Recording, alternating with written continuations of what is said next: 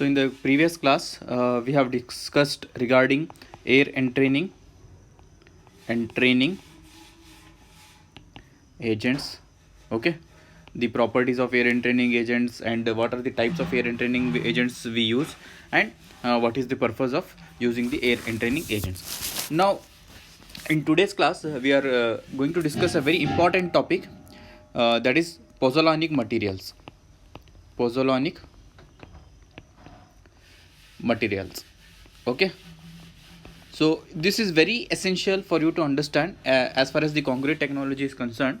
So when we go to the higher semester, a lot of the student they opt for the project of in concrete technology, in concrete stream. Okay, so in that situation, what they use is the pozzolanic material more often than not. Okay, so this is a very important concept you need to understand as far as the pozzolanic material is concerned. So let us try to discuss and understand what are the pozzolanic materials. Okay, so pozzolanic material are siliceous or siliceous and aluminous materials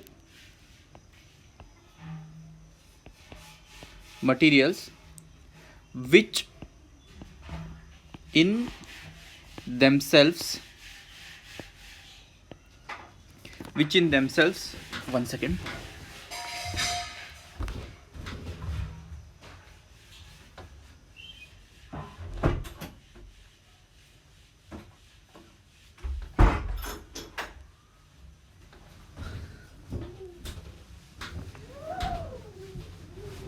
Which in themselves possess little or no cementitious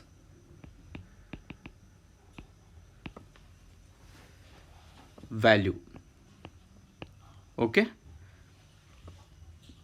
but so the pozzolanic material are siliceous and aluminous. Okay, siliceous, combination of siliceous and aluminous material which in themselves possess little or no cementitious value. That means they do not have the cementitious property. Okay, so but will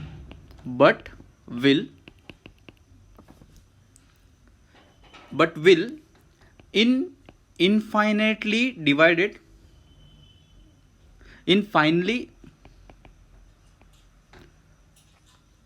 divided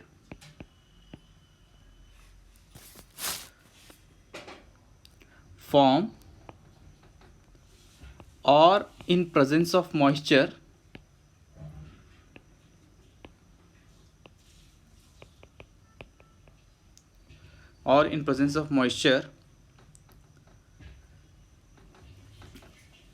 chemically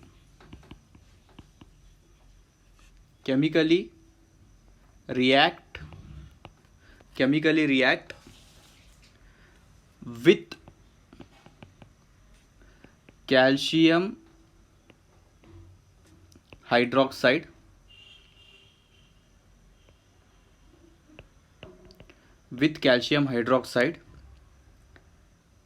liberated on hydration.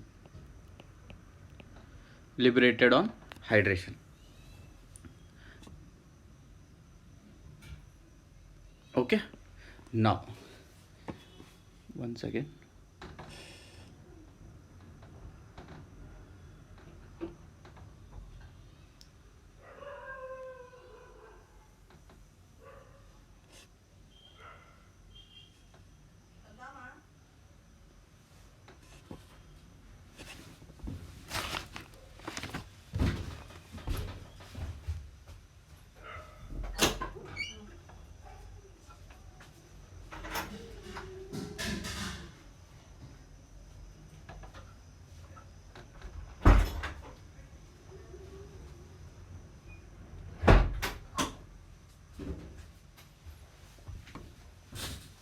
On hydration.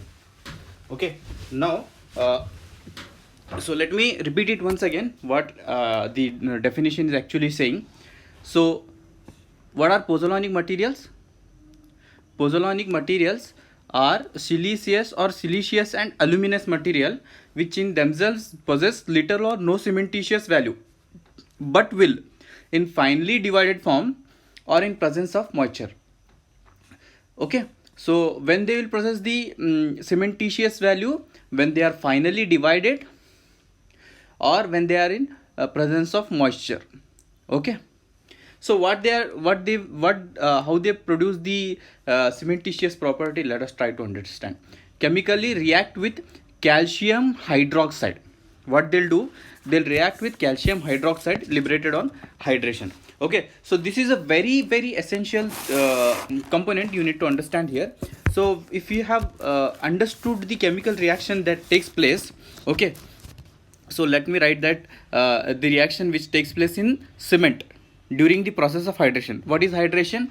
Hydration is nothing but when cement comes in contact with water, it liberates a large amount of heat, and also complex chemical reaction takes place forming complex compounds. Okay, so what are the products which are formed due to hydration? Let me just write it. 2C3S tricalcium silicate, and we have discussed the compounds, Box compounds, the C3S, C2S, C3A, C4AF. Okay, tricalcium silicate, dicalcium silicate, tricalcium aluminate, tetracalcium aluminoferrate. Okay, so tricalcium silicate, when it reacts with 6 molecules of hydrogen, what it will form? C3S2H3 plus 3CaOH twice. Okay, dicalcium silicate 2C2S plus 4H gives C3S2H3 plus CaOH twice.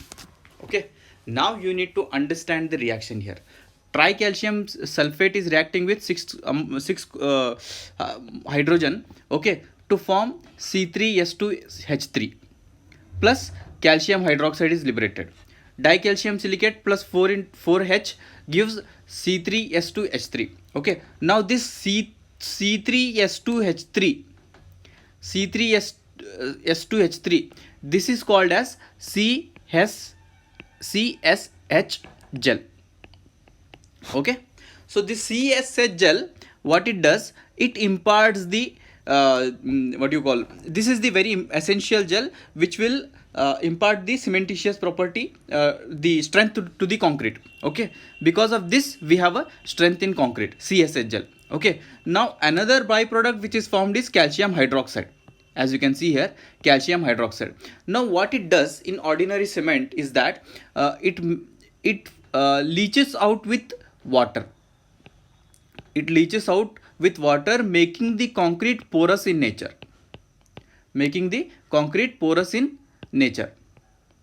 Okay, if no admixtures are used, what will happen? CaOH twice, that is calcium hydroxide. Okay, it leaches out with water, making the concrete porous in nature.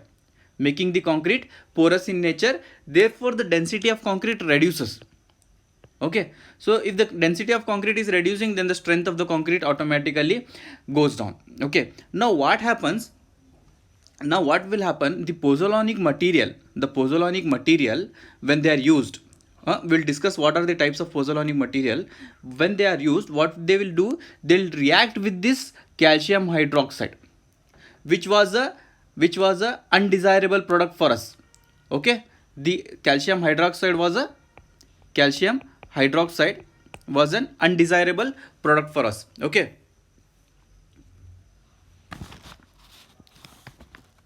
so now what is happening? Calcium hydroxide plus the pozzolanic material, pozzolana, which we are using. Okay, calcium hydroxide plus pozzolana plus water will again give us CSH gel. Getting my point? So CSH gel is what because of this CSH gel we have strength in concrete. Okay, bonding property in concrete. Okay, so the product which was undesirable for us in concrete, in concrete, calcium hydroxide, when it reacts with pozzolana in presence of water, what it will form again? CSH gel, which is a good thing for us. Okay, this is how the pozzolana plays a vital role. Now this reaction is called as pozzolanic reaction. I hope the concept is clear for you. Pozzolanic reaction. Okay, pozzolanic reaction. Now what are the types of pozzolana? Types of pozzolana. Okay, one is natural, second one is artificial pozzolana. Natural and artificial. So what are the natural types of pozzolana? Clay, which occurs automatically in nature. Naturally occurring are clay and shale. Okay, second one is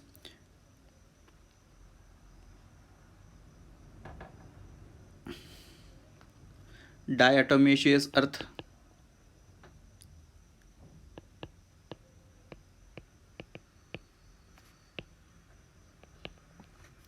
Third one is volcanic troughs.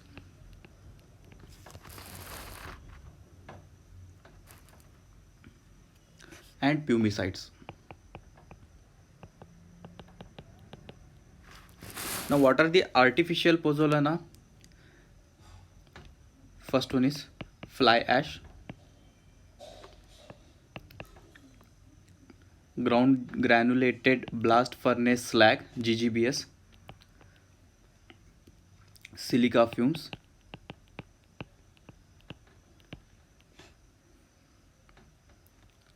rice husk,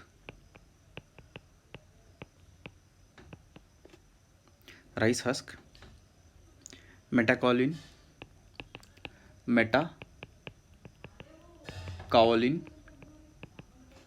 sixth one is surki. Okay, now our interest is in the artificial pozzolana. Why is that? Because artificial pozzolana, the fly ash, GGBS, silica fume, rice husk, metakaolin, surki, they are the byproducts in some or the other industry. Okay, now what was happening is we are producing a large quantity of these artificial pozzolana, which we used to dump.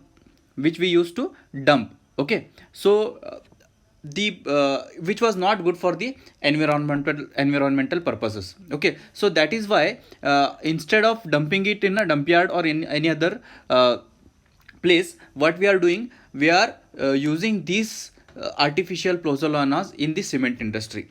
By doing that, what we are actually doing is, for example, in cement, if we replace 30% of cement, okay, with fly ash, that means what we are doing is we are actually using 30% lesser cement. Okay, so cement, the cement production industry is one of the largest contributor in the global carbon composition, okay, in the atmosphere. Okay, release of carbon dioxide. So that is why the lesser the quantity of cement we use, it is good for the environmental as well. Okay, that is why what we are doing, we are replacing these artificial pozzolana in the cement, so that cement production is reduced to a considerable extent in the industry. Okay, so now let us discuss one by one all this artificial pozzolanic material. So the first one what we have is fly ash. Okay,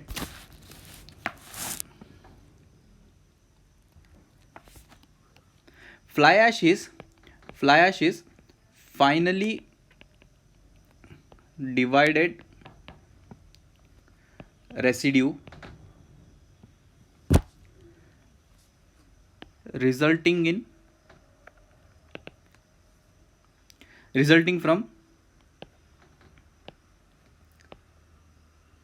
combustion of powdered coal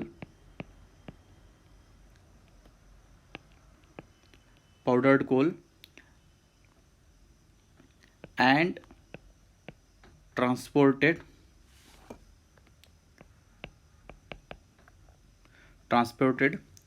by the flue gases and collected by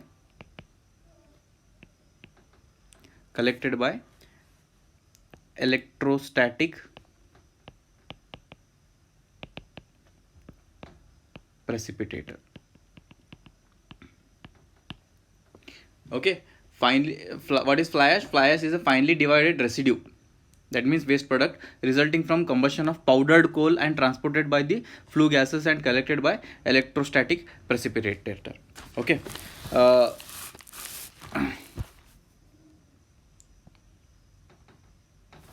Now the importance and use of fly ash has grown in such a manner that it has become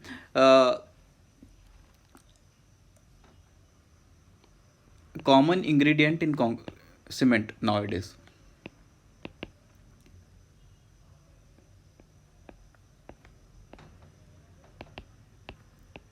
It has become a common ingredient in cement. Either it is interground during the production of cement, okay, or else what we can do, we can add it later. So this gives us the freedom, flexibility of the quantity of fly ash we can utilize on site. Okay, so this is the very essential most commonly used artificial pozzolan material in the cement industry. Okay,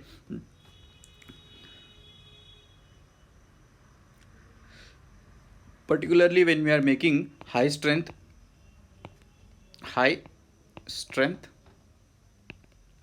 and high performance concrete.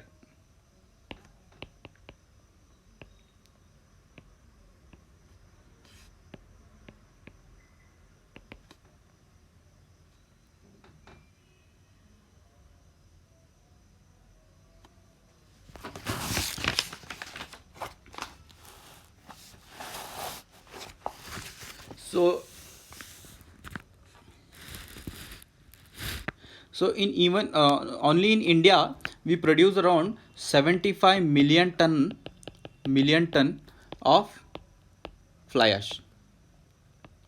Okay, so the disposal of this much quantity, disposal of 75 million ton was a very serious issue. Okay, for environmental purpose. As far as the environmental is concerned, the disposal of 75 million tons of fly ash was a very serious issue. So that is why the use of fly ash and other artificial pozzolanic material is promoted to a greater extent, so that environmental protection can be obtained. Okay.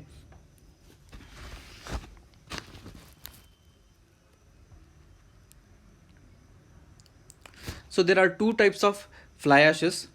ASTM broadly classifies fly ash in two classes. Okay, first one is class F. Okay, produced by burning anthracite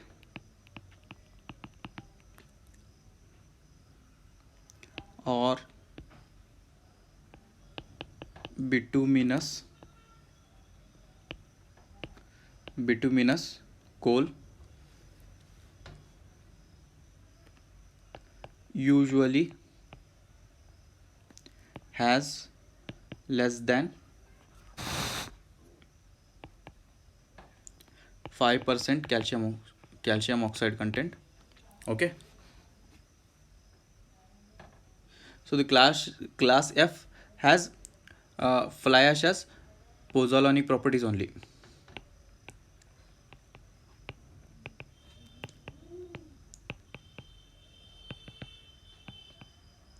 So this is one of the type of fly ash. Now the second type is class C. Okay, it is produced by burning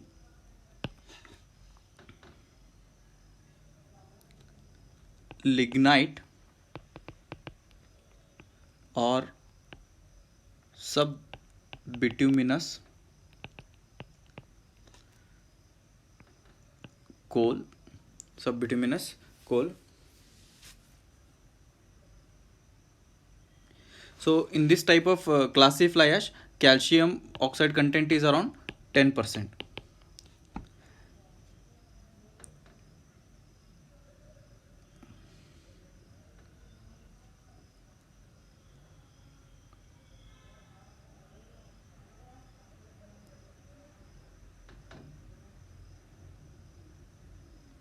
Okay, so both the types of fly ash can be utilized for the as a replacement of your cement. Okay, so effect of fly ash on fresh concrete. Let us discuss effect of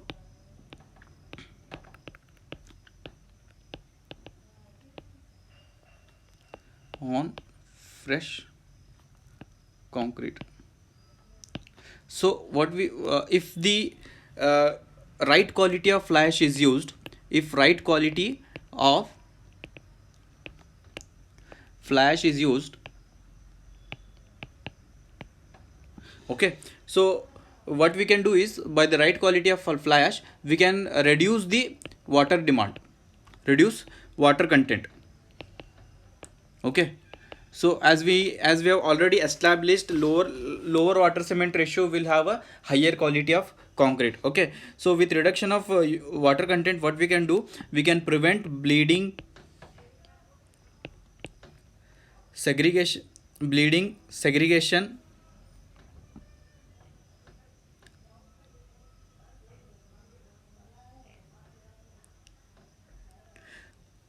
bleeding and drying shrinkage.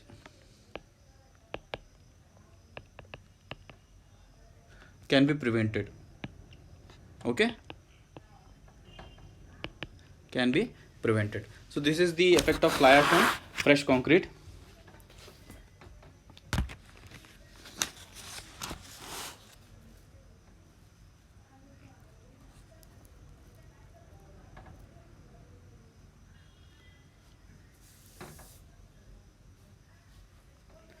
Next one is effect of fly ash on hardened concrete. Effect of fly ash on hardened concrete.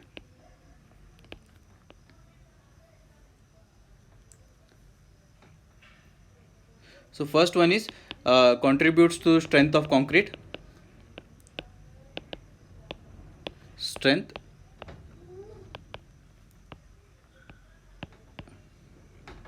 due to pozzolanic properties.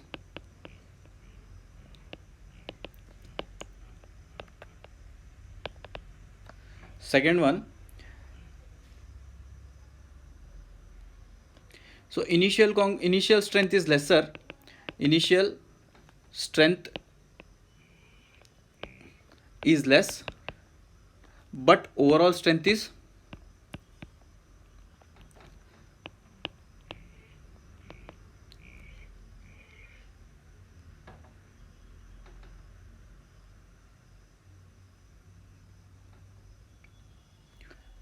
higher as compared to your normal concrete. Okay, so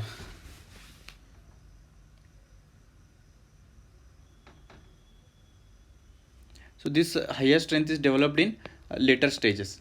Okay, later stages in concrete. Okay, in presence of the fly ash. So the density of concrete increases, which in because of the dense concrete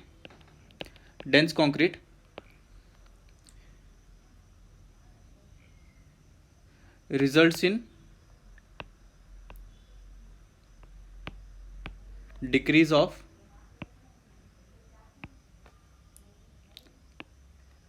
water and gas permeability.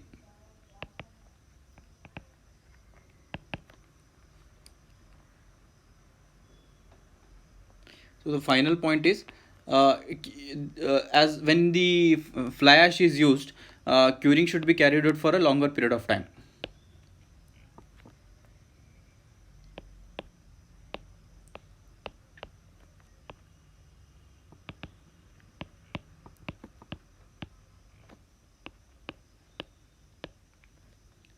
Period of time. Okay, so this is regarding the fly ash. So in the next class, upcoming classes, we'll discuss about the other remaining artificial